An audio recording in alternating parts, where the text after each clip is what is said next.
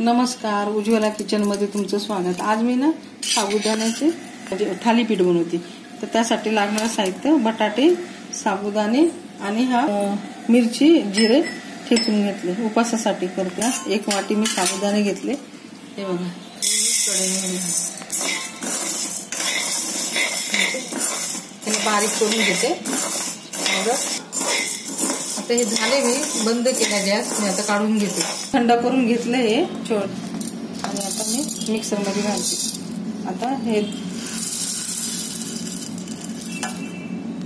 ह्याची पावडर करून घेते मी। आता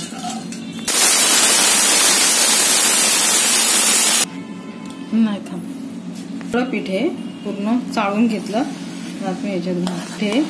मी थोडं ठेवते,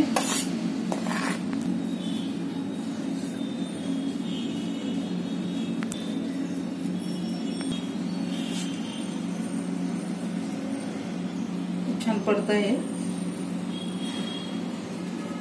किसून घेतले ना मग काय हे नाही राहत, चांगले होतात।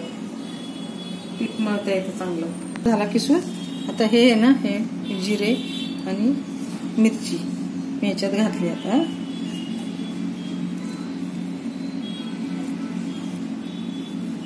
मी पाव चमचा मीठ ह्यात घालते। हे शेंगदाण्याचा कूट टाकते, 2 शेंगदाण्याचा कूट घातला।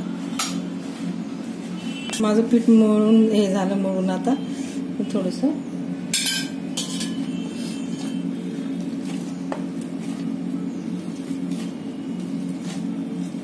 हे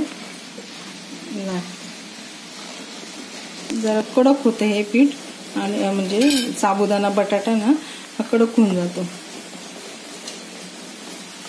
आणि काय मिरचीचं आहे ना ते निघतं।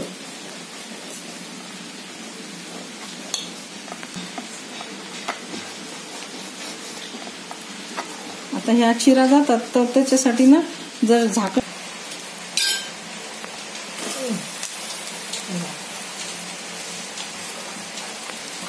थोडं मी जोरात केला गॅस।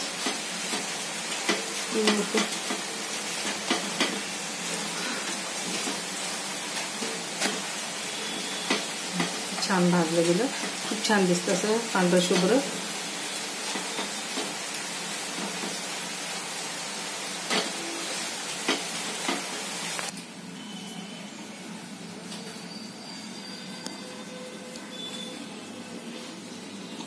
माझे झाले थालीपीठ करून। हे बघा, साबुदाण्याचे थालीपीठ हे बघा, किती छान मऊ लुसलुशीत एकदम एकदम छान असे बघ।